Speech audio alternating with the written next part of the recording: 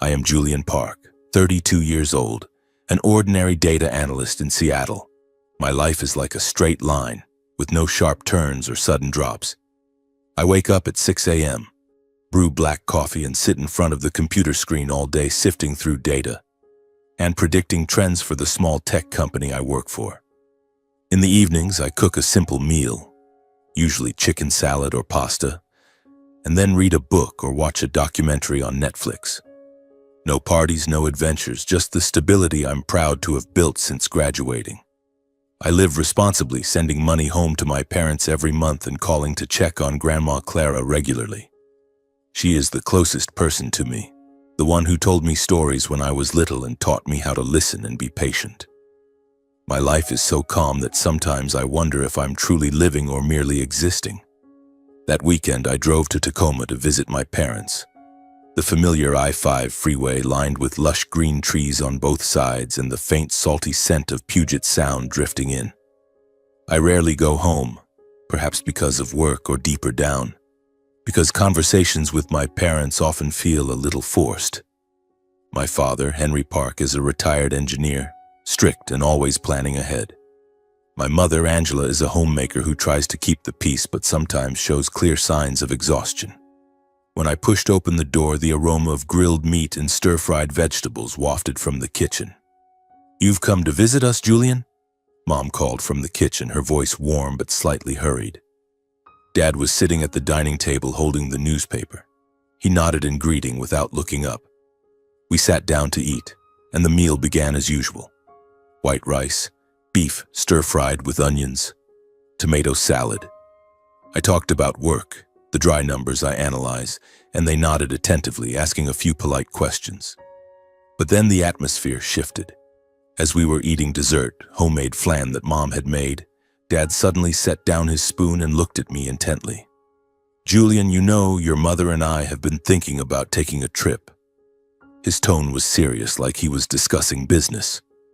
Mom glanced at Dad, then at me, her eyes sparkling. "We're planning to go to Japan, son. It's been a lifelong dream for us. We've talked about it many times." I nodded, not particularly surprised. They had mentioned it in passing before, about ancient temples, cherry blossoms, and refined cuisine. I thought it was just idle daydreaming, but now they were serious. "We'll need some financial help from you," Mom added, her voice gentle but full of hope. "Plane tickets, hotels, food. None of it is cheap, but if we don't go now, we may never have another chance to call it a dream." My heart beat a little faster. I'm not a millionaire, but with a steady salary and savings, I could cover it. Still, something made me hesitate. The image flashed through my mind of the two of them on the trip, happy, free, but missing a piece. Grandma Clara. She's 78 now, living with my parents, but often alone in her own room. She had once told me, her voice trembling with emotion, about Japan. "Old people live long there, Julian. They're respected, bowed to, cared for like treasures. I wish I could go there just once to understand their culture." Her words echoed in my mind, preventing me from agreeing immediately. "I agree," I said slowly, looking straight into my parents' eyes. "I'll pay for everything. But on one condition. Grandma has to come along." The air suddenly grew tense. Dad frowned. Mom's mouth fell open in surprise. "What did you just say? You want Grandma to come with us?" Dad shook his head immediately. "That won't work, Julian. She's old and moves slowly. She'll get tired, and she might even ruin the trip for us." Mom chimed in, her voice worried. "She's not used to traveling far, and she's picky about food. Changing time zones could make her sick. What if something happens over there? How would we manage?" They poured out a flood of reasons. She wouldn't adapt. She would slow down the schedule. She would complain about unfamiliar food. I sat there listening, but a sense of injustice welled up inside me. They were talking as if she were a burden, not family. My heart pounded, adrenaline rising as if I were in an important debate. I spoke more slowly, but my voice was far more resolute. "If Grandma isn't included, I don't think this trip has any meaning anymore. I clearly remember her saying she wanted to visit Japan once in her life. This isn't just your dream. It's also a chance for her to fulfill something she's longed for a very long time. My parents looked at each other, faces flushed. Dad's voice was low and mixed with irritation. "Are you forcing us? This is our trip." I didn't back down, meeting their eyes calmly but firmly. "I'm not forcing anyone. I just want things to be fair. Grandma deserves to go too. If she's not included, I won't support the trip." The atmosphere in the dining room thickened. No one said another word. Only the light clink of spoons against bowls remained, sounding lonely and heavy, as if marking a boundary that had just been drawn. The atmosphere in the dining room thickened. No one said another word. Only the light clink of spoons against bowls remained, sounding lonely and heavy, as if marking a boundary that had just been drawn. I felt nervous, as if standing on the edge of a cliff, afraid they would refuse and everything would fall apart. But then, after a long silence, Mom sighed. "All right, we'll take her." Dad nodded reluctantly, but I could clearly see the displeasure in their eyes. They agreed not out of joy, but because they didn't want to lose the money. My heart felt some relief, but mixed with sadness. Why did our family have to be like this? The next morning, I drove to Grandma's house. She lives in a small house near Tacoma, where she grows roses and reads books all day. When I told her about the trip, her eyes lit up like stars. "Really, Julian? I get to go to Japan." Her voice trembled with excitement. She hugged me tightly like a child about to receive a gift. I had never seen her so happy. In the days that followed, she began preparing. I helped her buy comfortable clothes, light jackets, loose pants, walking shoes. She spent hours researching Japanese culture on the iPad I had given her, learning simple greetings. "Konnichiwa, arigato." She carefully wrote them down in a small notebook, her handwriting shaky but full of determination. Every evening I called to check in, listening to her talk about what she had read. The Japanese respect the elderly so much, dear. They have bowing rituals, and life there is slow and peaceful. One evening I visited her late. We sat on the porch drinking hot tea under the moonlight. She looked at me, eyes glistening. "Julian, this might be the last trip of my life."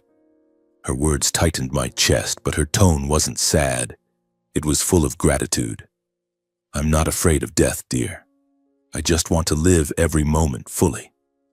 I held her hand, emotions surging. For the first time, I felt that my decision had truly brought joy to someone. She was so excited that her happiness became contagious. I forgot all the tension with my parents. On the day I saw them off at SeaTac Airport, it was drizzling.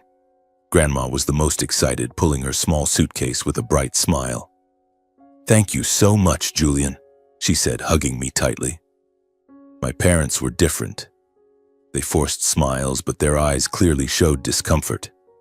Perhaps because her presence made the trip less perfect than they had dreamed. I watched them board the plane, my feelings mixed. Hoping the trip would go smoothly, but also vaguely worried about what might happen. During the days they were in Tokyo, I video called Grandma often. The screen showed her sitting in the hotel with a window behind her overlooking clean streets. "Julian, the trains here are amazing. Fast and spotless," she told me, her voice full of energy. "The streets have not a single piece of trash. Young people bow to the elderly. I feel respected." She described simple meals, fresh sushi, hot ramen, and the attentive service. Seeing her smile peacefully, eyes shining, I realized it had been a long time since she had been truly happy. She was living exactly as she wished, being listened to and valued in the way she deserved. Those calls left me eagerly waiting for the next, as if I were living vicariously through her. But deep down, I felt a vague unease. Were my parents treating her well? I pushed the thought away, hoping everything was fine. 2 weeks passed in a flash. The trip ended, and I drove to SeaTac Airport with a rare sense of relief. On the way, I smiled to myself, imagining the whole family arriving home safely. Grandma would go on about the wonders of Tokyo, and my parents would probably admit that taking her along had been a good idea. I had even made plans. Dinner at my parents' house, listening to their stories, and maybe giving Grandma a new notebook to jot down her memories. Everything seemed complete, like a story with a happy ending that I had written myself. I parked in the lot, checked the clock. The flight was landing at 3 p.m., just 20 minutes away. My heart beat a little faster from excitement, but it was the pleasant kind of nervousness, not worry. I walked into the International Arrivals Hall where crowds jostled with welcome signs and announcement speakers echoed overhead. My eyes scanned the stream of people emerging from customs, searching for 3 familiar faces. First, I spotted Dad pulling his suitcase, looking weary after the long flight. Beside him was Mom carrying her handbag, hair slightly disheveled but still forcing a smile. They pushed their luggage cart out and I waved, calling, "Mom, Dad, I'm over here." They saw me and nodded, but their smiles were strained, not the kind of joy you expect after a vacation. My heart sank a little, but I figured they were just tired. I hugged Mom, patted Dad on the shoulder and asked, "How was the trip? Is everyone okay?" Then I realized Grandma was nowhere to be seen. Their cart was piled high with luggage, but there were only 2 of them. Where was Clara? She usually moved slowly, but she had to be here. I looked around again, thinking maybe she was trailing behind, pushing her own suitcase. But no. The arrivals hall gradually emptied, the last stragglers passed through, and still no sign of her. A wave of unease rose like an undercurrent, tightening my chest. "Where's Grandma? Why don't I see her?" I asked, trying to keep my voice calm but already trembling slightly. My parents exchanged glances, avoiding my eyes. Dad cleared his throat, Mom bit her lip. "Clara decided to stay in Japan," Mom said evasively, not looking directly at me. "She doesn't want to come back. She likes life there better, son. Japan is good for her health. Clean air, people respect the elderly." Their words hit me like a punch in the face. Stay behind? Grandma wanted to stay in Japan? I shook my head, trying to process it. Just 2 days earlier, I had video called her. She was beaming, telling me about one last visit to a cherry blossom garden, her voice full of excitement. "When we get home, I'll make ramen for you to try, Julian. I've learned how." Not a single word about staying. She was happy, looking forward to coming home, not the type to suddenly decide to upend her life. Stay? Why didn't she tell me? I asked, my voice rising, heart pounding like a war drum. Dad cut in. It was a sudden decision. We tried to talk her out of it, but she was adamant. Life there suits her better. You know how she always talked about how the elderly live longer in Japan. I didn't believe it. I couldn't. Today was the day they were supposed to return, and I hadn't received a single call or message from her. Grandma was always careful. She reported even the smallest things in advance. If she had decided to stay, she would have called me immediately, explained everything, asked her beloved grandson's opinion, but nothing. Her phone had been silent all morning. I pulled out my phone right there, dialed her number, hands shaking slightly. It rang and rang, but no answer. Just a cold, endless tone, then voicemail. "Grandma, it's Julian. Where are you? Please call me back," I said into the phone, my voice urgent. My parents stood there, looking uncomfortable but saying nothing more. In my mind, questions stormed in like a tempest. Was she forced? Did something happen? Why didn't they tell me beforehand? But in front of them, I couldn't accuse directly. No evidence, just instinct. I swallowed hard, trying to stay calm. "Let's get to the car first. We'll talk later." I silently pushed the luggage cart to the parking lot, the cold wind from Puget Sound raising goosebumps on my skin. Everything around me felt hazy, like a horror movie. The sound of cars, people laughing and talking, but all I could hear was my own chaotic heartbeat. I told myself, maybe I'm overthinking it. Maybe she really wanted to stay and they were just trying to shield me from worry. But deep down, I knew something was wrong. My parents walked beside me in silence, not asking about my work as they usually did. The atmosphere was so heavy I wanted to scream. Then the unexpected happened. As we neared the car, Mom's handbag, loosely placed on the suitcase, slid off and hit the ground. The zipper burst open and contents scattered across the concrete. Toothpaste, a washcloth, a few souvenirs, and suddenly I froze. Amid the mess, I saw Grandma's passport, her ID card, and the old phone she always carried. My heart seemed to stop. These were her identification documents. Why were they in Mom's bag? I bent down to pick them up, hands trembling, examining them closely. Yes, Grandma Clara's smiling photo on the passport matching serial number. The phone, screen dark, but the one she used to video call me.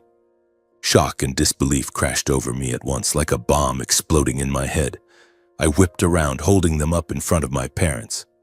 What is this? Grandma's documents, her phone. Why are they in your bag? My voice came out louder than intended, drawing stares from a few passers-by. My parents blanched. Dad's face went as white as paper. Mom stammered, "We're just holding them for her, Julian. She wanted to stay, so she left them with us to bring back." That was her idea. Dad nodded vigorously. That's right. She said the environment in Japan is better and she wouldn't need the documents for now. We were just following her wishes, thinking it was best for her at the moment. I didn't believe it. I couldn't believe it. The unease in their eyes, the way they avoided direct eye contact, the small inconsistencies in every sentence, all pointed to one thing. They were lying. Grandma would never leave her identification behind like that. She was meticulous. Everything was always neatly organized and never out of her reach. And the phone was even less likely. She needed it to stay in touch with me. A terrible suspicion surged through me, chilling my spine. Had they abandoned her in Japan? Left her alone in a foreign country without documents, without any way to contact family? The thought made me dizzy, nauseous. Best for her? Why hasn't she called me? Why didn't she tell me beforehand? I demanded, my voice shaking with anger and fear. My parents fumbled. Mom said, "She's busy settling things over there." And she said everything's fine. Told us not to make a big deal out of it because she didn't want you to worry. But I could see it clearly. They were covering something up. I wanted to scream, to call the police right there, but I had no concrete evidence. Just the documents. They could be telling the truth. I breathed heavily, trying to restrain myself. "Let's go home first. We'll talk this out properly." I stuffed everything back into the bag, loaded the luggage into the trunk, and drove to Tacoma in dead silence. My parents sat in the back, saying nothing, just staring out the windows. I gripped the steering wheel until my knuckles were white, my mind spinning with dozens of horrific scenarios. Grandma lost in Tokyo, no money, no language, no one to help. The unease grew larger, like a balloon about to burst. I dropped them off at home, said a curt goodbye, and drove back to Seattle alone. That night, I barely slept. My small apartment in Seattle suddenly felt suffocating, like a sealed box filled with darkness. I lay in bed staring at the ceiling where tiny cracks looked like spider webs ensnaring me. My mind was haunted by the worst possible scenarios. Grandma Clara wandering the streets of Tokyo, clutching her old suitcase, eyes bewildered as she searched for a familiar face amid a sea of strangers. How would she manage without a passport? Without a phone? Who could she call when she didn't speak Japanese? I pictured her huddled in a corner of a park, cold wind blowing off the Sumida River, tears streaming down her wrinkled cheeks. "Please, someone help me," she whispered in English, but no one understood. My heart pounded, cold sweat breaking out despite the cool room. A wave of helplessness surged over me like a heavy stone crushing my chest. What had I done to protect her? I was her grandson, the only family member who truly cared, yet I had let her fall into this situation. I tossed and turned, getting up several times to pace the dark living room. The night dragged on endlessly. Every minute felt like an hour, and the anxiety grew larger, making me want to scream to chase away the nightmare clinging to me. The next morning, as sunlight peeked through the window, the worry became unbearable. I couldn't sit still any longer. My heart raced as I opened my laptop, hands trembling while searching for flights to Tokyo. I had only one resolve. I had to find her.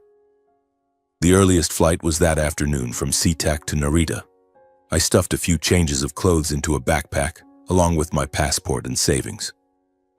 On the way to the airport, I called my boss to request emergency leave, voice urgent. Family emergency, I have to go right away. They approved, but I didn't care. Work was secondary now. At the airport, I sat in the waiting area, foot tapping incessantly, mind spinning with plans. Once in Tokyo, I would head straight to Sakura Inn in Shinjuku, the hotel she had raved about in her videos. She had described it in detail.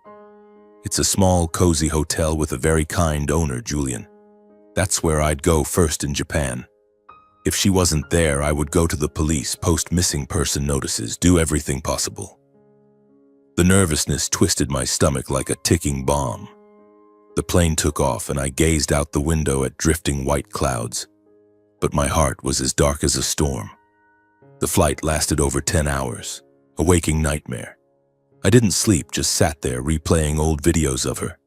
Grandma beaming as she talked about the trains, excited about the cherry blossoms.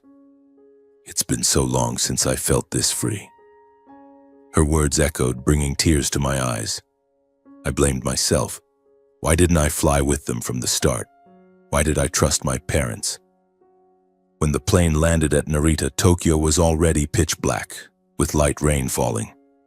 I rushed through customs, grabbed a taxi immediately, no rest despite my exhausted body. Sakura Inn, Shinjuku, I told the driver, voice urgent. On the way, Tokyo unfolded through the window. Flashing neon lights, hurried crowds, trains speeding by. But I barely noticed. My mind was preparing for the worst. The darkest possibilities kept flashing through my head. She could have been scammed, robbed, or worse, her health failing from the shock. The thought nearly choked me. I berated myself mercilessly. You idiot, Julian. You left her alone with them. If anything happened, you'd never forgive yourself. My heart raced erratically, sweat pouring out despite the taxi's icy air conditioning. Every time the car stopped at a red light, it felt like someone was squeezing my chest. In my mind, I screamed, "Hurry up! Please, just a little faster." Finally, the taxi pulled up in front of Sakura Inn, a small building with warm yellow light spilling from the glass doors. I paid hurriedly, slung my backpack over my shoulder, and nearly ran into the lobby. Behind the reception counter was a middle-aged man in a neat uniform. He bowed habitually. "Irashaimase." I took a deep breath, trying to keep my voice steady, and explained in English that I was looking for Clara Park, that she was a guest staying here and my grandmother. The receptionist paused for a moment, then switched to slow, polite English and asked me to wait briefly. He looked at the computer screen, typed a few things, and flipped through the registration book beside the counter. I stood there, gripping my backpack straps tightly, heart pounding so hard I thought everyone could hear it. Every second stretched unnaturally long. Finally, he looked up and nodded. "Yes, Mrs. Clara Park is still staying with us, room 205. Those words washed over me like cool water. My legs went weak. All the tension that had built up over the entire journey finally released. I nearly collapsed, gripping the counter, gasping for breath. The strain of the past hours, no, the past 2 days, eased at last. She was here. She was safe. I asked him to contact her. "Please call her for me. Tell her her grandson has arrived." He dialed the internal line, said something in Japanese, then nodded. "She's coming down right away." I stood in the lobby, legs trembling, eyes fixed on the elevator. Each second felt like a century. Then the doors opened, and there she was. Clara Park, calm and composed, face relaxed, wearing her familiar jacket, smiling when she saw me. She didn't look like someone who had been abandoned or in danger. She appeared healthy, eyes bright, walking steadily. "Julian, what are you doing here?" she called, voice warm. I rushed to her, wrapping her in a tight embrace until she chuckled. "You're squeezing the breath out of me." I quickly let go and examined her from head to toe. No injuries, no exhaustion, as sharp-minded as ever. The fear in my heart melted away, tears streamed down uncontrollably. "Grandma, I was worried sick about you. Why didn't you tell me? Mom and Dad said you wanted to stay, but I didn't believe them." She patted my shoulder and led me upstairs. Come to my room first. I'll explain everything. Her room was neat and compact with a faint scent of green tea. Books and notebooks were tidily arranged on the table. We sat down. She brewed hot tea and calmly began her story. During her stay, the hotel owner, Mr. Hiroshi, had grown very fond of her. He noticed how I observed the older guests, asking about their needs, like lower chairs or warmer tea. He was impressed. She continued, eyes shining. Mr. Hiroshi recognized Clara's talent for organization, communication, and caring for people. He offered me a job helping manage the hotel, especially serving elderly guests. I trained the staff on how to listen and show respect. For the first time, Julian, I'm seen as a real asset, not a burden. Her words stunned me. She, at 78, had been offered a job in faraway Japan, something she had never experienced at home. She admitted she hadn't yet discussed the offer properly with the family. I thought we'd talk about it when we got back with you and your parents. I didn't want to decide hastily. But then the unexpected happened. My parents left Japan on their own, leaving her behind without warning or consent. That morning I woke up late because I was tired, thinking they were at breakfast. But when I came down to the lobby, the receptionist said they had checked out and taken all the luggage, including mine. She recounted it with a slight tremble in her voice, but still composed. They had taken all her identification documents and phone. They said they were holding them for me, but I never imagined they'd just leave. When she realized she had been abandoned in a foreign land, Clara was stunned. I stood there, heart pounding, wanting to cry. No documents, no cash, no way to contact anyone. I thought, am I going to die here? But in that moment, she turned to Mr. Hiroshi for help. He's wonderful. He let me stay temporarily and offered to contact the embassy, but I decided to try the job and see if I could make it work. I sat speechless, relieved that she was safe, yet heartbroken as if cut by a knife. The respect and recognition Clara was receiving from strangers here had never existed within her own family. My parents saw her as a burden, while outsiders saw her value. Tears fell again. I'm so sorry, Grandma. I should have gone with you. She shook her head and hugged me. It's not your fault. I'm fine. Not wanting her to feel sad or guilty, I expressed my support. If you want to stay, I'll support you. I handed back all her documents and phone, the ones I had taken from Mom's bag. She accepted them, a gentle smile on her face. Thank you. I'll stay. Just promise me you'll keep calling. That's all I need. The next day, I booked a return flight. We had breakfast with Mr. Hiroshi. He shook my hand and said in halting English, Mrs. Clara is a wonderful person. We will take good care of her for you. She saw me off at Narita Airport, calm and strong, hugging me tightly. Go home and live well. I'm proud of you. I boarded the plane carrying a heavy heart, pain from my parents' actions, but full confidence in Grandma's new path. She was truly living now, and I had learned that sometimes family isn't about obligation, but about freedom. The flight back to Seattle felt like a waking nightmare, but at least this time my heart wasn't pounding with sheer panic. I sat by the window watching white clouds drift lazily by, my mind reeling from everything that had just happened. Grandma was safe. She was even starting a new life. But my parents, my own flesh and blood, had betrayed her in the cruelest way possible. I wondered if they felt any regret or if they were simply trying to forget it ever happened. When the plane landed at SeaTac, it was drizzling, and I took a taxi home, exhaustion crashing over me. I opened the apartment door and the familiar air rushed in. The stale smell of old coffee, the pile of papers on my desk, and a heavy silence. I collapsed onto the bed and fell into a fitful sleep, haunted by images of Grandma smiling in faraway Tokyo. Back in Seattle, I tried to return to my old routine. Wake up at 6 a.m., brew black coffee, sit at the computer checking work emails. I put on a clean shirt, drove to the office, and greeted colleagues with a forced smile. On the outside, I was still Julian Park, the calm, responsible guy with a stable life. But inside, An indescribable void had formed, like a hole that kept growing wider. Every evening when I got home, I sat alone on the sofa, staring out at the city lights twinkling beyond the window, wondering, what is Grandma doing right now? Does she miss home? That emptiness made me feel lonelier than ever, even though I had once been comfortable with solitude.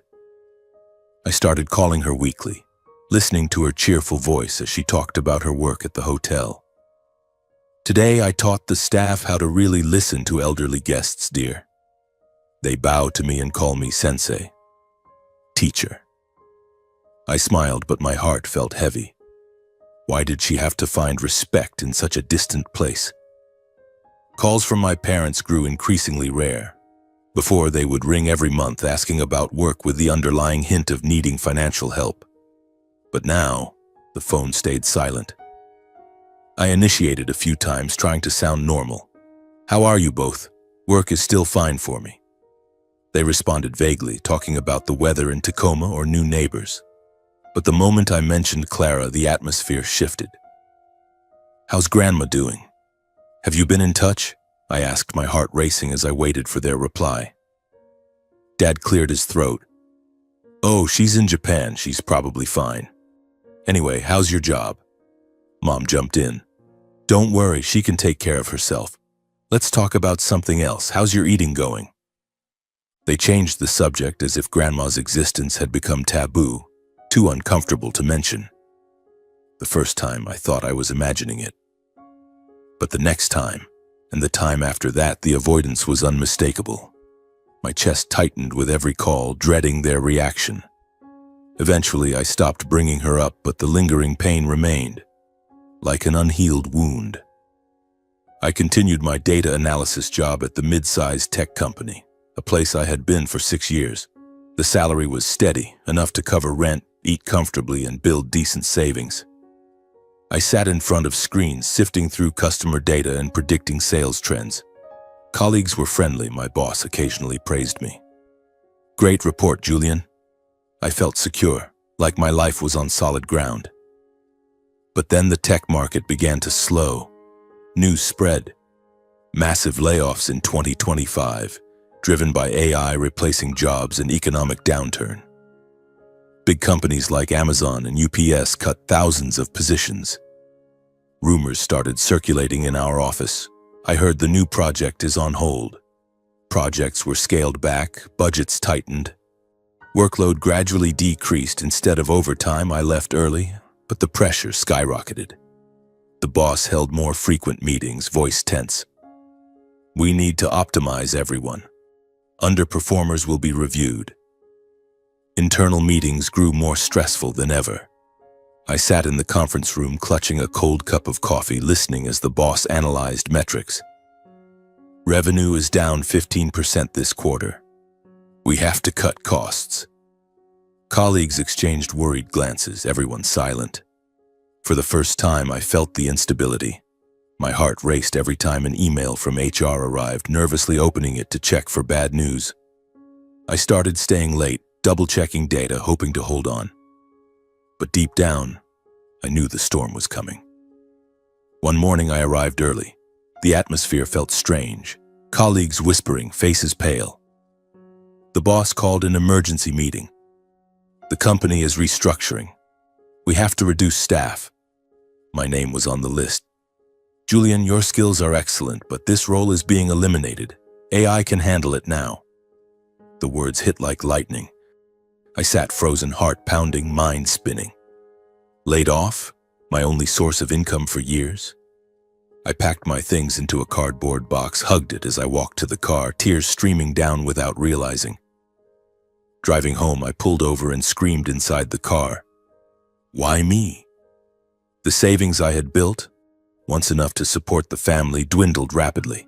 Living costs in Seattle were sky high, $2,000 a month rent, health insurance, utilities, food.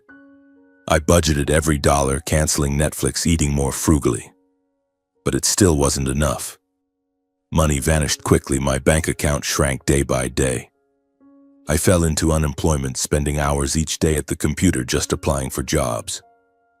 I updated my resume, highlighting 8 years of data analysis experience and submitted applications to company after company. But the job market was depressingly bleak. News was filled with more layoffs while openings grew scarcer. The responses I got were all the same. We'll reach out if your profile matches. Or worse, complete silence. Days passed in a haze of helplessness. I checked email obsessively, heart skipping a beat with each new notification, only to feel disappointment when it was just spam. The worry grew inside me. How would I survive like this? What would happen when the remaining money ran out? I cut expenses to the bone, scraping by. Breakfast was black coffee, lunch a few eggs, dinner cheese sandwiches. I often weighed every purchase. Buy milk today or save it. I delayed utility bills, wore extra layers instead of turning on the heat. The apartment grew cold, not from the weather but from loneliness. Lying in bed staring at the ceiling, I wondered if I could hold on.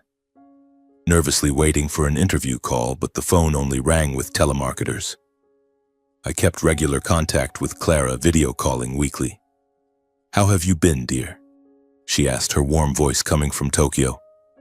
I forced a smile. "I'm fine, Grandma. Work is as busy as ever."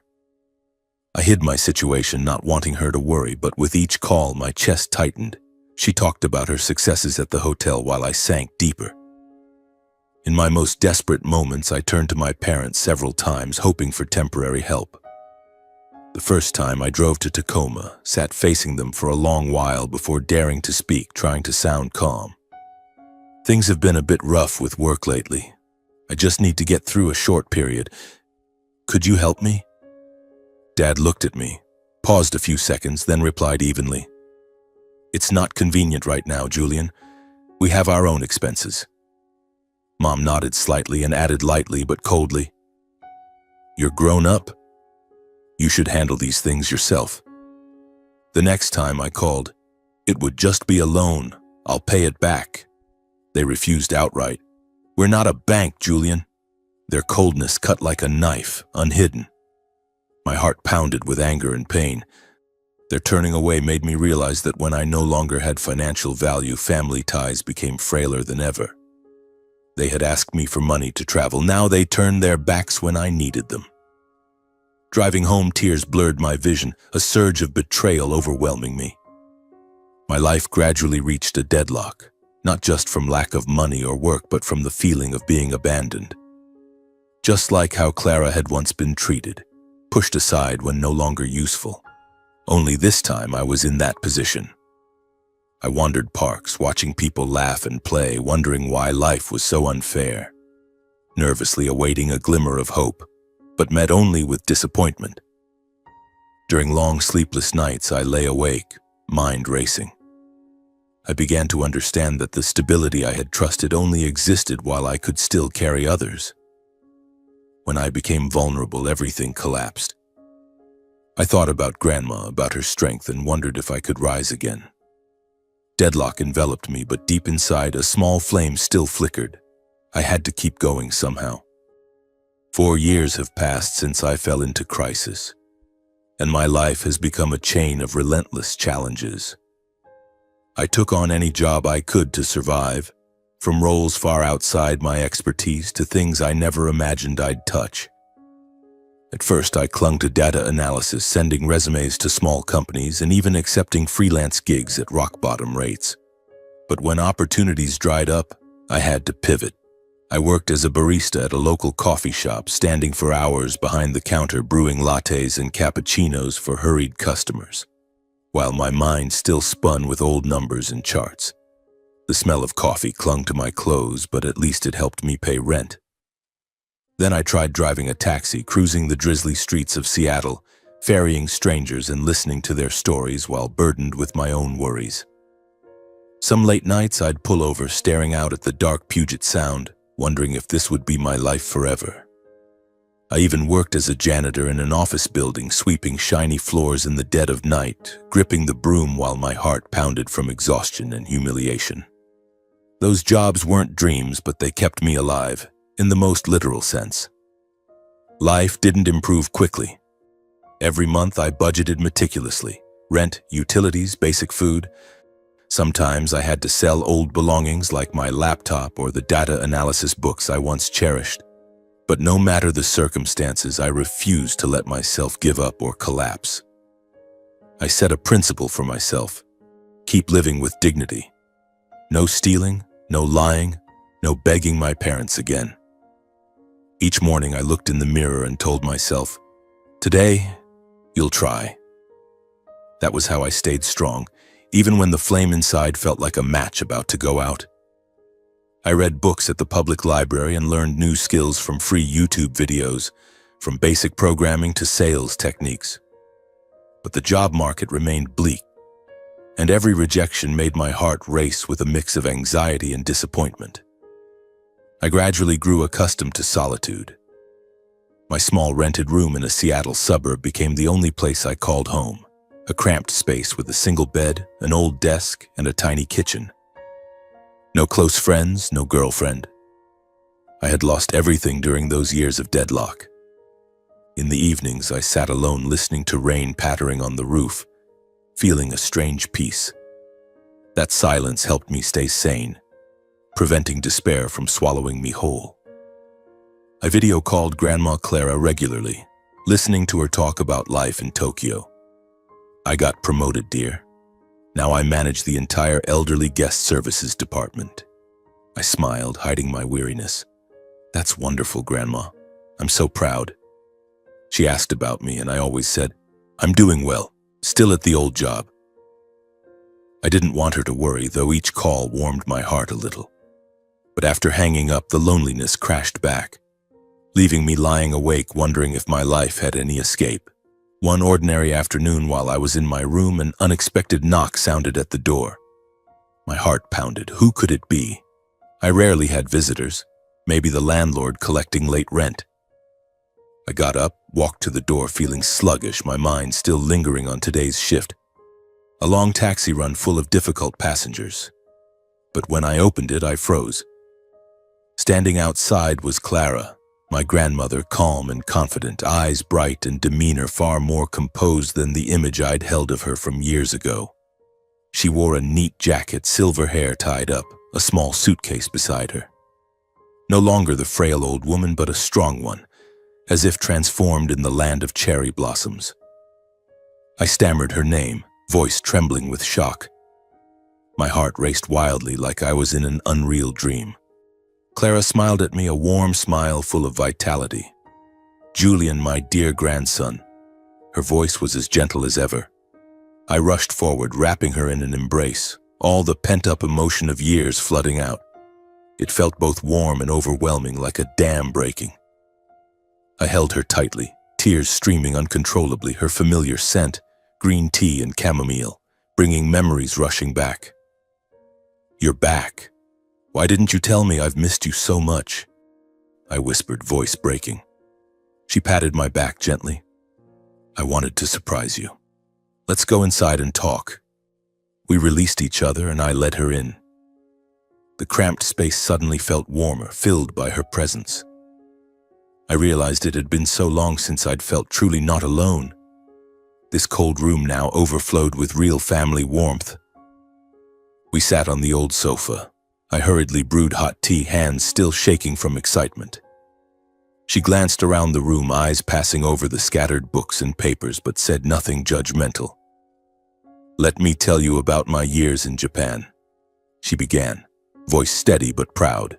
She described being trusted, given responsibility, from assisting management to training staff. At first, I just helped with small things, but Mr. Hiroshi saw my knack for observing elderly guests' needs. I organized dedicated tea ceremonies for them, listened to their stories, helped them feel respected. Her eyes lit up. For the first time in my life, Julian, I was valued for my abilities, not my age. No one saw me as a burden. They called me Clara-san and listened to my opinions. I listened, heart racing with emotion. She detailed domestic business trips in Japan, learning basic Japanese, making new friends. Each story painted a vivid picture of her walking confidently through bustling Tokyo. But deep down, I waited anxiously. What was she doing back? Had something happened? When Clara asked about my current life, I hesitated at first, trying to stay composed. I'm the same as always, Grandma. Doing odd jobs, but I'm okay. My voice was strained. I avoided her eyes. But she looked at me intently as if reading my soul. Tell me the truth, Julian. I know you're hiding something. Her words touched the wound and I couldn't hold back. Tears welled up. I broke down, telling her about the hard years, the prolonged unemployment, makeshift jobs, how my parents had turned away. I lost my job, Grandma. I tried so hard, but everything collapsed. Mom and Dad wouldn't help. They saw me as a burden. I sobbed, voice trembling, heart pounding with release. She listened without interrupting or judging, just holding my hand and gently encouraging. My grandson, you've done so well. Not giving up, keeping your dignity. That's the most precious thing in dark times. Her praise, warm and sincere, made me cry more, but with relief. Then Clara explained her decision to return to America. I came back for a new project, dear. Her voice was resolute. She had been tasked with opening a hotel in the U.S. modeled on Japanese style, focused on serving and respecting elderly guests. The parent company in Japan wants to expand, and they trust me to do it. The hotel will be in Seattle nearby, with the same philosophy of listening and care as Sakura Inn. I was stunned, mouth agape. So you're leading the whole project? I mean, you'll manage everything from start to finish? She smiled. Not exactly as owner, but I'll directly oversee the project from the beginning. And I want you to join me to help. Not out of family obligation, but because I believe in your abilities and character. You're great at analysis and organization. You'll help me build the systems. Her words exploded like a bomb of hope. I burst into joyful tears, weeping happily for the first time in years. At last, I saw a clear path ahead. No more deadlock, but a real opportunity. In the days that followed, we dove into the work. We moved to a temporary apartment near the hotel site, an old building on the Seattle outskirts, renovated in Japanese style. Tatami floors, a small garden, attentive service. From the initial steps, budget planning, hiring staff, to building the operational model, I threw myself in like a storm. She guided me. You see, serving the elderly requires listening, not just hearing words, but understanding needs. I applied my old data analysis skills, creating a customer feedback tracking system. Every day, my heart raced with progress. Would the project succeed? Local media started covering the unique hotel. An article in the Seattle Times. Japanese-style hotel honoring seniors, led by Clara Park. The community took notice. Families called to inquire and express interest. I read the article, hands trembling with excitement. I saw my life shifting, not from sudden luck, but from trust and opportunity given by someone who had once been forgotten just like me. Grandma, the one abandoned in Japan, was now lifting me up, fairly and sincerely. Each evening we ate dinner together, talking about the future. You'll do great, Julian. I believe in your abilities, she said, and I believed it. My life was no longer a deadlock. It was a new chapter full of hope. The hotel project entered its final completion phase, and everything suddenly became more urgent than ever.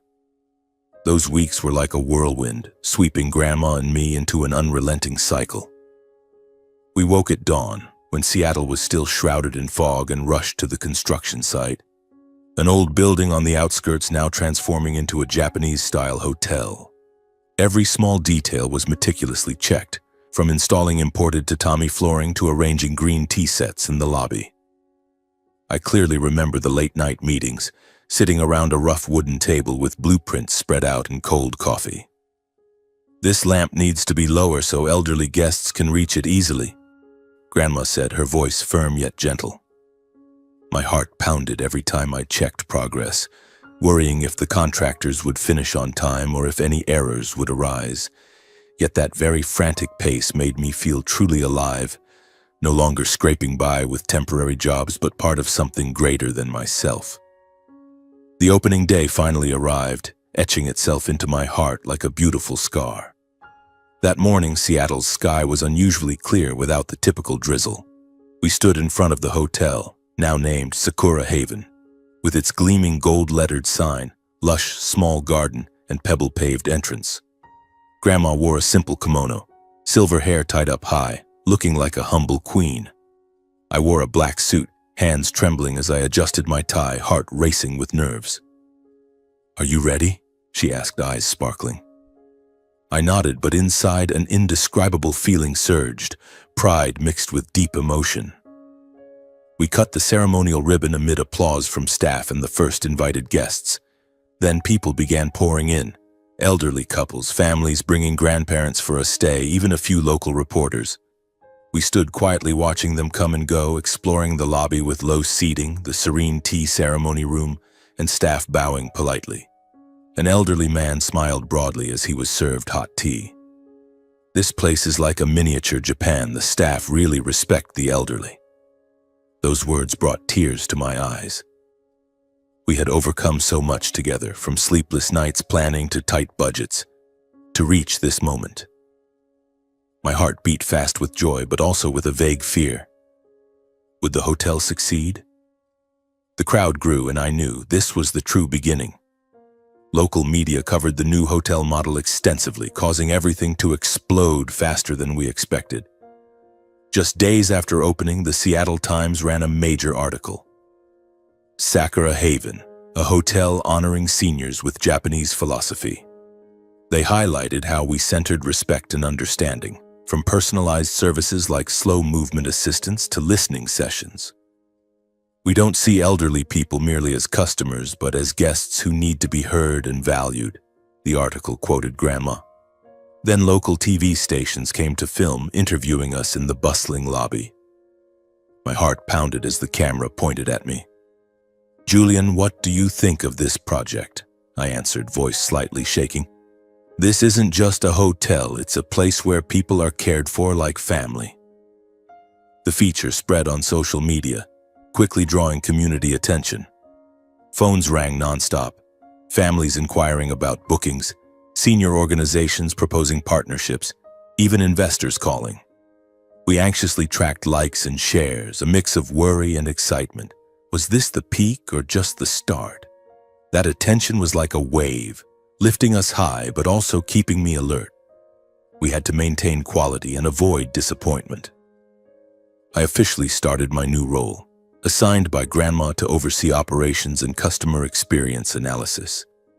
It was a perfect blend of data, my old familiarity, and real-world observation. Each morning I worked in the office behind the reception desk, sifting through feedback on the computer. Guest A prefers lower chairs. Guest B needs warmer tea. I built spreadsheets, predicted needs, and suggested improvements. But the job wasn't limited to dry numbers. I had to go down to the lobby, observe how guests moved, and listen to the stories they shared. In the early days, I was still awkward. The workload was intense, one task flowing into the next without pause, morning meetings, afternoon room checks, late-night report finalizing. The responsibility was far greater than anything I'd experienced. Before, I analyzed data alone. Now I managed a team and made quick decisions. My heart raced during staff meetings. Is my idea right? Once a guest complained. The room was too quiet, they wanted soft music, and I fumbled handling it, hands shaking as I took notes. Can I do this? I wondered, anxious enough to lose sleep. However, with fierce determination, the discipline and perseverance forged from my hard years, I gradually adapted and mastered the work. Those struggling days, driving Uber, cleaning floors, had trained me. Never give up, work hard. I woke earlier, learned from colleagues, tested new ideas. Once I proposed a QR code feedback app for guests to scan and rate. It was implemented immediately.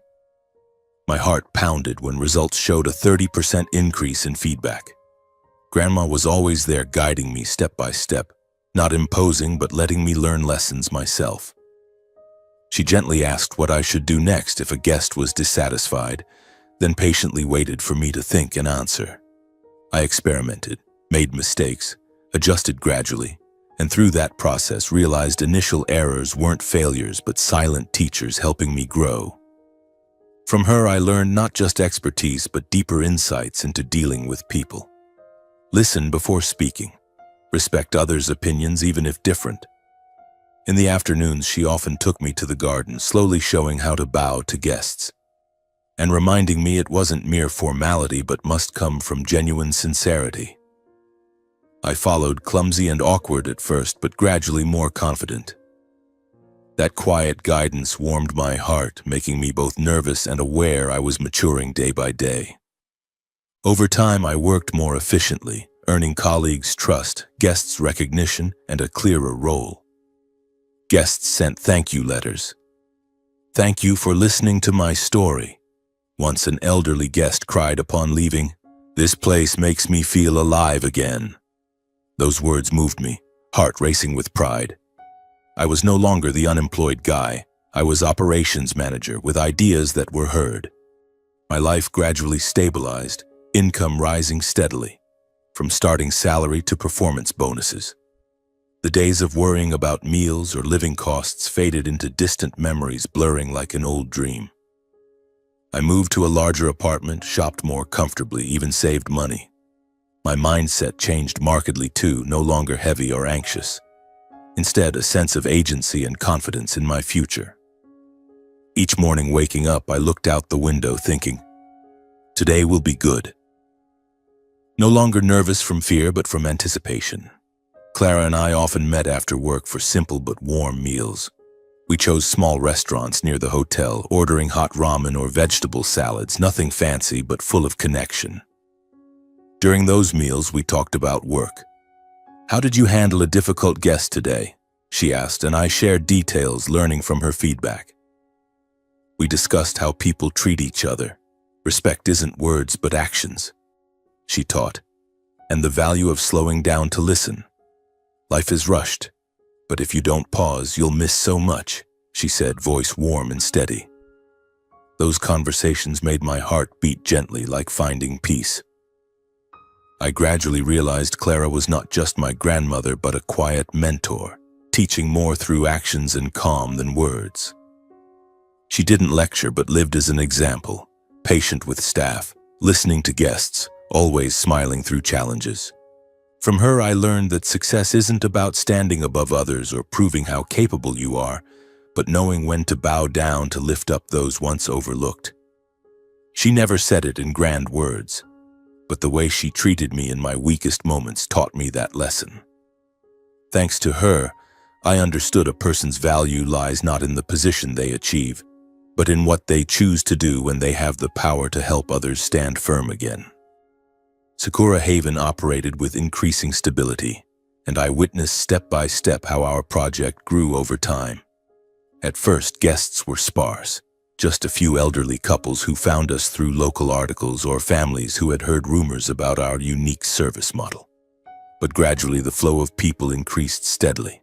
Every morning I checked the booking system, my heart racing as the numbers crept up. From 20% occupancy at the start to 50%, then 70%. Positive reviews appeared more and more online, especially from families with elderly members. On Google Reviews, one elderly woman wrote, "This place makes me feel truly respected, not just as a customer. The staff listened to my stories like family." Another family shared on Yelp, "We brought Grandpa here for a getaway and he smiled the whole time. Low seating, warm tea always ready, and a peaceful atmosphere like in Japan, wonderful." I read those comments, hands trembling with emotion, anxiously checking each day for any negative reviews. Fortunately, most were positive, and they spread across social media, drawing in new guests. I remember one afternoon while analyzing feedback data, an email arrived from a regular guest. "Thank you, Julian, for adjusting the room for my mother. She has weak legs and the lower sofa made her more comfortable than ever." Those words made me smile, but also made my heart pound as I realized the immense responsibility. We weren't just selling rooms, we were touching people's lives.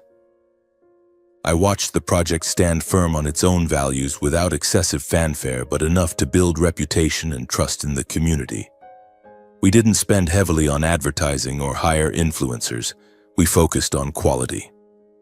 Grandma always reminded me, slow and steady, Julian. Guests will return if they feel our service is genuine. And she was right. Local senior organizations started reaching out, proposing event partnerships. A retirees club in Seattle invited us to a workshop and we agreed.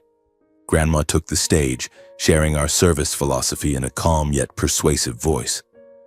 I stood below, heart racing as I watched, worried she might tire. But she performed brilliantly, earning thunderous applause. The community began recognizing Sakura Haven as a symbol, not a luxury hotel but a place that honors the elderly. I analyzed monthly data, seeing repeat guest rates rise by 40% and revenue stabilize. Those numbers let me breathe a sigh of relief but mixed with a vague worry. Could we maintain this momentum? In every team meeting, I reminded staff, remember, every guest has a story. Listen to them. The project was no longer a dream but a solid reality, and I felt proud yet anxious knowing how fragile success can be. One evening, as Grandma and I were having dinner in my small apartment, a knock at the door interrupted our rare, peaceful moment. It was a typical evening. We sat around the old wooden dining table, enjoying ramen she had cooked using a Japanese recipe, with chewy noodles and fragrant broth simmered from chicken bones for 2 hours. She told me about a guest that day. She talked about her busy children who rarely visit. I listened, and she cried. But afterward she smiled and thanked me. I listened and smiled along, my heart warmed by such moments. The apartment's atmosphere, with soft yellow lighting and the aroma of food, made me forget the day's fatigue. Then suddenly the knock, gentle but clear like an out-of-place drumbeat. My heart raced. A sense of unease rose. Who could it be at this hour? I stood, walked to the door, hands slightly trembling with nerves. Was it a hotel staff member with an emergency? Or bad news? I took a deep breath, opened the door, and froze. Standing outside were my parents, Henry and Angela Park, looking awkward, eyes evasive, far different from the coldness I remembered. Dad wore an old jacket, holding a small gift bag, face flushed under the hallway light. Mom stood behind, biting her lip, staring at the floor as if ashamed. They looked older than our last encounter, Dad's hair completely white, Mom thinner. But their sudden appearance made my heart pound with shock and anger. I stammered, unable to form words, voice faltering. For years they had avoided me, refused help when I needed it, and now they showed up unannounced. A bad feeling surged. Why were they here? Dad cleared his throat. Julian, can we come in? His voice trembled, lacking the old sternness. I stood there, mind reeling, but nodded and invited them in, maintaining calm despite already sensing their reason for coming at this moment. They had heard about the hotel, Grandma's success, and now wanted to reconcile. My heart beat faster, anxious for the impending confrontation. They entered the apartment. The air suddenly grew heavy. Grandma sat there, regarding them calmly, not surprised but not pleased. My parents sat on the sofa, hands clenched, and began speaking. We've heard about the hotel, Mom started, voice cautious yet tinged with eagerness. Clara, we're so proud of you. The project is wonderful and what you've achieved. Dad interjected awkwardly. Yes, we read the papers, saw everyone praising it. You're amazing. They turned to Grandma, offering belated apologies. Clara, we're sorry for what happened before. We were wrong to leave you in Japan like that. But it was a misunderstanding. We thought it was best for you. Now we want to reconcile for family's sake. We're blood, aren't we? Their words sounded so insincere I almost smirked. They spoke of family bonds as if they hadn't turned their backs on me during my unemployment. My heart pounded with anger, but I observed silently, clearly seeing this visit stemmed not from true remorse but from inability to ignore Grandma's success. They saw her fame, the project's triumph, and now wanted a share, perhaps closeness or even reversed financial support. I said nothing, didn't object, just quietly awaited Grandma's response, knowing it alone mattered. My heart raced, like watching a tense play unsure of the ending. Clara sat straight, hands resting calmly on the table. She looked at Henry, then Angela, eyes steady without flinching. She spoke slowly. "Henry, Angela, I want to say one thing clearly first. I forgave what you did long ago." At that, my parents froze. Mom drew a deep breath, eyes flickering with hope. Dad nodded slightly as if awaiting more. Clara continued, voice even and clear. "I forgave not so you could pretend it never happened, but so I wouldn't carry resentment and pain any longer. I didn't want that burden anymore." The room grew tense. I felt my heart beat faster, sensing the next words were the crucial ones. Clara lifted her head, eyes resolute. "But I cannot accept reconciling this relationship." The statement landed heavily. Mom's mouth parted slightly. Dad gripped his hands tighter. "The relationship between me and you ended the day you left Japan and abandoned me without explanation," Clara went on, each word distinct. "In that moment, I understood I was no longer someone you valued or whose opinion mattered." She paused briefly, then continued, voice still calm but sharp. "I chose a different life for myself, one where I'm respected, can decide for myself, and live true to my values. That life brings me peace I never had before. In that life, there's no room for those who once saw me as a burden, whether unintentionally or deliberately." Dad quickly spoke, stammering, "We didn't mean to hurt you. It was a big mistake. Now we understand and truly regret it. Please give us a chance to make amends." Mom added, voice trembling, "Mom, Clara, we're family anyway. No one's perfect. Just give us a chance. We can start over." She turned to me, eyes pleading. "Julian, you understand your parents, right? Speak up for us." I stood there, throat tight, unable to say a word. Clara regarded them, eyes unwavering. "You made your choices back then," she said slowly. "I respect those choices. And now I ask you to respect mine.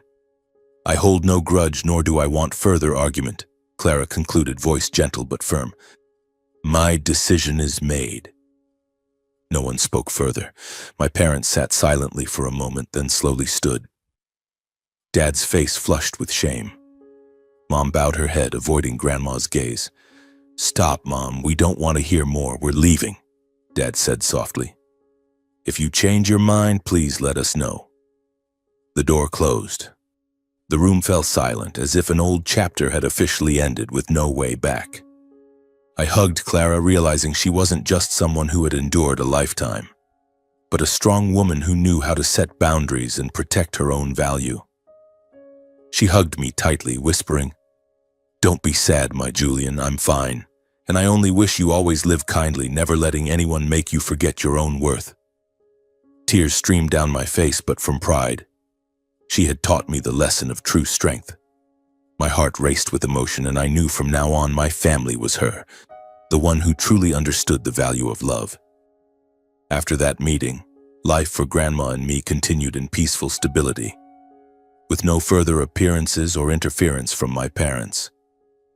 It was as if an old chapter had closed completely, the door slamming shut without an echo.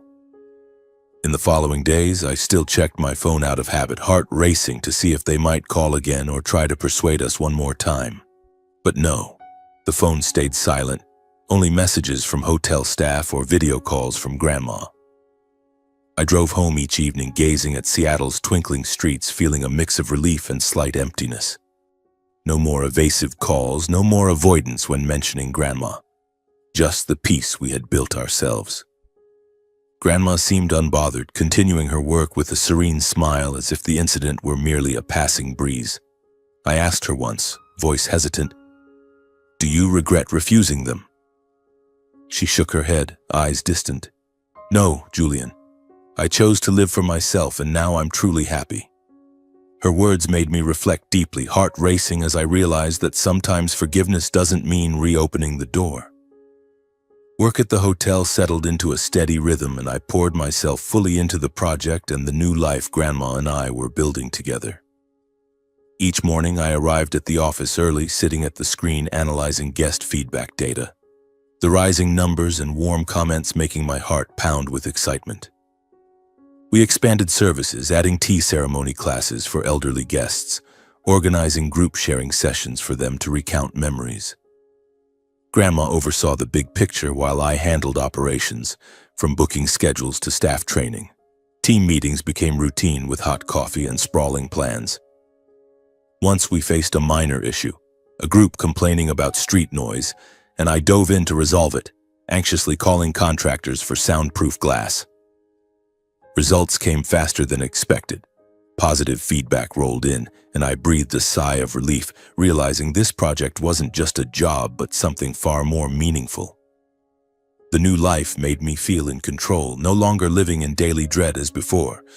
I even started learning basic Japanese phrases from her, bursting into laughter whenever I mispronounced "arigatou gozaimasu." She laughed along, patting my shoulder and saying I was improving little by little.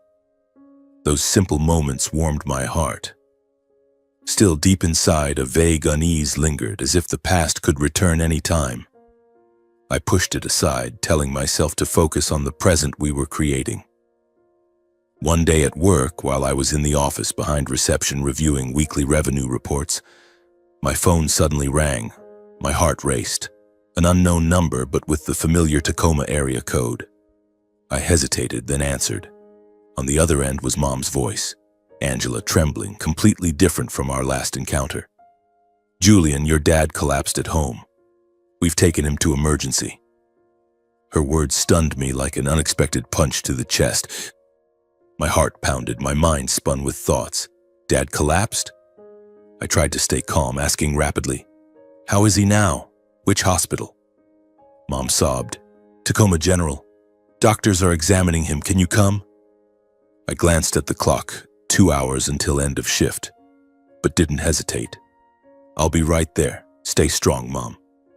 Hanging up, I stood, hands shaking as I gathered my things. Despite the long silence and lingering hurts, their turning away during my unemployment, abandoning Grandma, I couldn't remain indifferent. Deep down, they were still my parents, blood ties unbreakable. I rushed to the lobby telling Grandma, "Grandma, I have to go to the hospital. Dad collapsed. Mom's taking him there." She looked at me, eyes concerned but nodding. "Drive carefully. I'll handle things here." I sped out of the parking lot, heart racing with worry. Would Dad be okay? The thought twisted my stomach like plunging into a storm. That afternoon after work, I drove to the hospital in a heavy mood, anxious yet cautious about what awaited. The I-5 freeway was jammed, cars crawling, but my mind fixated on Dad, the stern, nagging man now lying in a hospital bed. Rain began drizzling, windshield fogging. I wiped it constantly, heart pounding with nerves. At Tacoma General, the antiseptic smell hit me as I entered. Mom sat in the hallway, noticeably thinner, face gaunt, eyes red from sleeplessness. Seeing me, she stood and hugged tightly, voice shaking. "Julian, the doctors say your dad has stomach cancer." The words struck like lightning. I froze, mind blank. Cancer. One word, enough to make everything around me sway.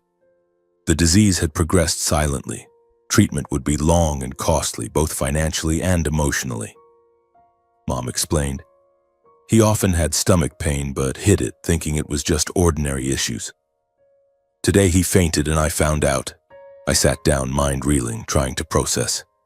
My heart pounded with fear. Dad's seriously ill. Now what? We'd never been close, but the thought of losing him chilled me. I visited Henry, seeing him on the bed looking visibly weary, skin pale, IV drip in his arm. Yet he tried to maintain his tough facade, avoiding my eyes as if admitting illness were weakness. "How are you feeling, Dad?" I asked, voice trembling, heart racing, unsure what to say. He nodded weakly. "I'll be fine. Don't worry." He spoke little about the illness, only casually asking about my work. "How's the hotel? You and Grandma busy?" Pretending everything was still under control, as if he remained the family pillar. I answered vaguely, sharing about the project, but the air was heavy. The distance remained, old wounds preventing honest talk. I sat by the bed a while, gently holding his hand, feeling his cold skin. My chest tightened with pity mixed with anger. Why didn't he say sooner? Why did our family always hide things? Finally, I left, not from coldness, but unable to bear the atmosphere. In the hallway, Mom hugged me, crying, "Help us, please, the costs are so high." I nodded vaguely, driving back to Seattle in heavy rain, mind chaotic. That evening, over a simple meal of toasted bread and chicken salad, I told Clara everything under the soft yellow light. I looked at her and said slowly, "Dad was diagnosed with stomach cancer. Doctors say it's advanced." I paused, breathing deeply. Mom's worried about everything, especially treatment costs. Dad still tries to act strong, like nothing's out of control. She listened without interrupting, just nodding calmly. "How do you feel?" she asked softly. I sighed. Worried, Grandma, but angry too. Why didn't he say earlier? She didn't advise, just held my hand. "You decide for yourself." Her words eased me somewhat, but my heart still raced with unease. In the following time, I updated on Dad's condition through Mom, calling weekly. Each call, I heard about lengthy chemotherapy sessions, Dad weakening day by day. His spirits clearly declined. Treatment costs piled up relentlessly, from hospital bills to medications. Once Mom broke down crying on the phone, voice choked. "I don't know how to manage anymore, Julian." I sent some money to help, despite lingering resentment, heart pounding with worry. Would Dad survive? Each hospital visit, Henry avoided discussing the illness, trying to seem strong and independent. "I'm getting better, go home." But I saw it was a shell hiding fear and helplessness, his eyes red, hands shaking, holding a glass. I sat there, sharing hotel stories to cheer him, but the mood was strained. My heart raced with emotion. He was my dad, after all. I shared these updates with Clara during our evening meals together as a way to unburden and stay balanced. We often sat on the porch with simple, quiet dinners, and I'd say softly, "Dad was weaker today, but still pretending he's fine, Grandma." She listened calmly, without judgment or interference, just absorbing the story with the serenity of someone who'd weathered enough ups and downs. But caught between my father's illness and the boundary Clara had set, I felt pulled in two directions. As a son who couldn't turn away, yet one who understood not all relationships can revert to old ways. My heart pounded whenever I thought about it. Help them, but without forgetting the past. Life went on, but the simmering worry made each day a new challenge. In the weeks that followed, I tried to balance everything. Work at Sakura Haven remained busy, with steady guest numbers and positive feedback that eased my worries. Each morning, I woke early, brewed strong black coffee, and sat at the computer sifting through overnight guest feedback. Grandma was still by my side. We met daily at the hotel discussing expansion plans, perhaps adding a small meditation garden. But whenever I was home alone, images of Dad lying in the hospital bed flooded back, keeping me awake. I called Mom regularly, listening to her updates. "Your dad had chemotherapy today. He's exhausted, but he still tries to smile." I sent money to help, not much, but enough for her to breathe a sigh of relief. My heart raced every time the phone rang. Was it bad news? Would Dad ever open up? I drove to Tacoma a few times, sitting by his bedside, sharing hotel stories to cheer him. "We had guests from Japan, Dad. They praised the service style." He nodded, but his eyes still avoided mine, as if admitting weakness were defeat. Mom sat nearby, eyes red, whispering, "Thank you, Julian. I don't know what I'd do without you." Her words moved me, but mixed with a vague anger. Why only need me now? Life flowed on, one side success with Grandma, the other worry over the old family, making me feel like walking a tightrope, anxiously awaiting a fall. One ordinary workday, while I was in the office behind reception, Clara appeared unexpectedly. It was a chilly autumn afternoon in Seattle, the sky overcast with heavy clouds threatening rain. I was at the screen analyzing customer data, a report on elderly guest return rates up to 45%, making me smile. The small office carried the faint scent of green tea from the pot Grandma had left, with muffled staff chatter from the lobby. I was jotting ideas for improvements, adding massage chairs in the waiting area when the door opened softly. I looked up, expecting a staff member, but froze. Grandma stood there, calm but with thoughtful eyes, as if carrying an invisible burden. She wore her familiar wool jacket, silver hair neatly tied, a small bag beside her, no suitcase, but the sudden appearance made my heart pound. "Grandma? What's wrong?" I stood quickly, voice faltering with surprise. She usually stayed in the management area and rarely visited my office mid-shift. A bad feeling rose. What was it? She smiled faintly, but her eyes didn't. "Julian, are you busy? I need to talk." I seated her, hurriedly brewed hot tea, hands slightly shaking with nerves. "What is it, Grandma? Are you okay?" I asked, heart racing faster, fearing she was tired or there was a project issue. She held the cup, sipped slowly, then looked straight into my eyes, voice gentle but resolute. "Julian, I want you to take me to see Henry." Her words exploded like a time bomb in my mind. "See Dad? After everything, the refusal to reconcile, how they abandoned her?" I was stunned by the request, mouth agape, unable to hide my shock. My heart raced wildly, my mind spun with questions. Why would she want this? She had forgiven but meet. "Are you sure? After everything that happened?" I stammered, voice trembling. She nodded, eyes steadfast. "I'm sure. This is a decision I've thought about for a long time. Will you take me?" I looked at her, seeing the depth in her eyes. Not anger, but something profound. I understood that if Clara had spoken, she was ready to face it, and I couldn't refuse. "Yes, Grandma. I'll take you," I said, trying to sound calm, but inside surging with anxiety. What would this meeting be like? I left work early, drove her to Tacoma, cold wind rushing through the cracked window, raising goosebumps on my skin. On the road, we were silent, but my heart pounded like war drums, worried about what was coming. When Grandma and I arrived at the hospital, the atmosphere was heavier than ever. Tacoma General was familiar with its antiseptic smell and beeping machines, but today it felt suffocating. We walked the hallway. Mom, Angela, was in the waiting chairs, face gaunt with dark circles.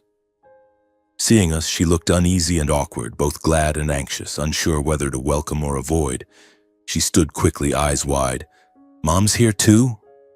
Her voice trembled, hands clutching her bag. She looked to me for help, then at Grandma, bewildered. "Henry's in the room. Please come in." Grandma nodded calmly, saying little, just following Mom into the ward. My heart raced with tension. Mom seemed caught between currents, happy for visitors but fearful of the past. We entered the room. Harsh neon light shone on the bed where Dad, Henry, lay, IV in his arm, face paler than before. Henry lay there, seeing Clara, his face blanched, a coughing fit forcing him to turn away, avoiding her gaze. My chest tightened seeing him like that. He tried to sit up, but weakness made him lie back, hands gripping the sheets. He stammered her name, voice hoarse, eyes red from shame or emotion. Grandma stood calmly, not rushing forward but regarding him gently. She didn't blame or revisit the past, no mention of the Japan trip or abandonment. Just slowly asked about his health, like reuniting with an old acquaintance. "Henry, how are you? What did the doctors say?" Her voice was soft, like asking about the weather, but I knew she was controlling her emotions. Henry replied haltingly, voice strained, trying to stay tough but unable to hide shame and collapse. "I'm just tired. Why are you here?" He turned away, coughing more. My heart pounded in the heavy air. He was ashamed, clearly, after what he'd done to her. After a heavy silence, the room's air thickening, Clara suggested taking Henry to Japan for treatment. She spoke slowly, calmly. "Henry, I have connections in Japan. Healthcare there is better, especially for stomach cancer. Advanced technology, clean environment, more suitable for your condition." Her words stunned the room. I was shocked by the offer, mouth agape, heart racing wildly, unexpected that Clara would initiate this path after everything. She, who was once abandoned in Japan, now offering to take him there for treatment. Mom looked at her, eyes lighting with hope. "Are you serious?" Dad bowed his head, shaking it weakly. I don't dare accept. I'm not worthy and I can't take help from you. Not because he didn't want to live, but lacking courage to accept from someone he'd hurt. I saw the remorse in his eyes, hands trembling.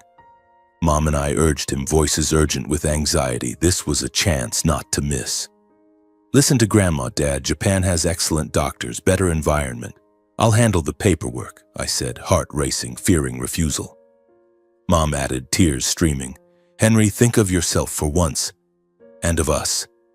While there's time, don't waste it. We can still make amends. The room tensed. The heart monitor beeped like a countdown. After heavy silence, Henry finally nodded, eyes turning to Clara for final confirmation. He whispered an apology, voice shaking. I'm sorry, Mom. I want to live. Not for myself, but to atone for what I caused. I was wrong. His words silenced the room. Mom sobbed, and I stood there, tears rolling from emotion. First time seeing him so vulnerable. Clara smiled, eyes calm, neither bitter nor overly moved, like someone who'd endured enough pain to no longer need apologies as crutches. She nodded lightly. All right, Henry. I'll arrange everything. She didn't hug him, didn't cry. Just that serenity making my heart race with admiration. I stood there realizing Clara wasn't helping because she'd forgotten the past or out of duty, but because she'd chosen her own way of living, where compassion wasn't ruled by resentment. She helped because it was her choice, a strong woman who'd overcome hurt to live fully. We left the hospital, driving home in silence, rain pattering on the windshield. I looked at her, whispering, You have a bigger heart than anyone I've known. She smiled. I'm just doing what's right, dear. My heart raced with that lesson. Life goes on with new hope. In the days that followed, the whole family quietly prepared for the trip to Japan. Without fanfare, but carrying a tangle of emotions, as if everyone understood this was not just a medical journey. I returned to Sakura Haven with my mind reeling, trying to focus on work but unable to stop thinking about what had just happened in the hospital room. Grandma began making arrangements, calling friends in Tokyo, contacting hospitals she knew from her years working there. I helped with the visa paperwork for my parents, hands trembling as I filled out each line, heart pounding with worry. Would the trip go smoothly? Could Dad endure the long flight? Mom called me daily, voice weary but full of hope. Julian, your dad agreed to treatment. We'll go as soon as possible. She told me how Dad started packing, but he was quieter than usual, as if wrestling internally. I drove to Tacoma a few times, helping Mom buy backup medications, and each time I saw Dad, he looked noticeably older. Eyes sunken but with a new glimmer, like hope flickering. The home atmosphere was no longer heavy as before, but filled with silences. We didn't talk about the past, only the near future. My heart raced whenever I thought about the flight. This was a chance to save Dad, but also a challenge for everyone. Grandma was the calmest, preparing as if it were a familiar business trip. I'll handle accommodations there, don't worry. But I saw her thoughtful, perhaps reconsidering everything. Those days were anxious, like awaiting a storm, unsure if it would destroy or bring refreshing rain. Before leaving America, Clara handed full management of the hotel to me, saying she trusted my abilities, perseverance, and character that I had proven over time. It was an early morning in the hotel office, sunlight filtering through the window onto the paper-strewn desk. She sat across from me, holding a steaming cup of green tea, voice serious yet warm. Julian, I'll be in Japan for a while to care for Henry. You'll manage Sakura Haven in my place. Her words stunned me, heart pounding with surprise and anxiety. Me? Manage everything? Are you sure? I'm not ready for this position. I stammered, mind spinning with images of a busy hotel, staff awaiting orders, demanding guests. She smiled, placing a hand on my shoulder. You're ready, Julian. I've seen your perseverance through the hard years, your analytical skills, and most importantly, your character. You know how to listen and respect. I believe in you. Her words washed over me like cool water, bringing tears to my eyes. I nodded, accepting the responsibility seriously, understanding it was not just a job, but the trust Clara was passing to me. She handed over the office keys, giving final instructions. Remember to check guest feedback daily and uphold our philosophy. Respect everyone. I hugged her tightly, heart racing with emotion. I won't let you down. In those days, I dove into learning more, meeting with staff, preparing for her absence. Anxious and worried, but full of determination. This was a chance to prove myself. While Clara and my parents were in Japan, I often received messages from Mom updating Henry's condition as it gradually improved. Surgeries and radiation helped him through the most dangerous phase. In the early days, the hotel kept me so busy I lost track of time, but whenever the phone pinged, my heart pounded with anxiety. Good news or bad? Mom sent brief updates. Dad's surgery went well today, doctors say it's positive. Or, radiation is tiring, but he managed some porridge. Those short, regular messages made me feel for the first time in years a lightness when thinking about my family. Before, memories of my parents brought anger and disappointment, but now these texts were like fragile bridges. I read them during breaks, sitting in the hotel's meditation garden, breeze rustling leaves, and breathed a sigh of relief. Grandma video called occasionally, voice cheerful. Henry's recovering, dear. The doctors here are excellent. I told her about the hotel. We have a new group of guests, Grandma. Revenue up 10%. She laughed. Great. Keep it up. Those conversations warmed my heart, but mixed with worry. Would Dad fully recover? Would the family truly change?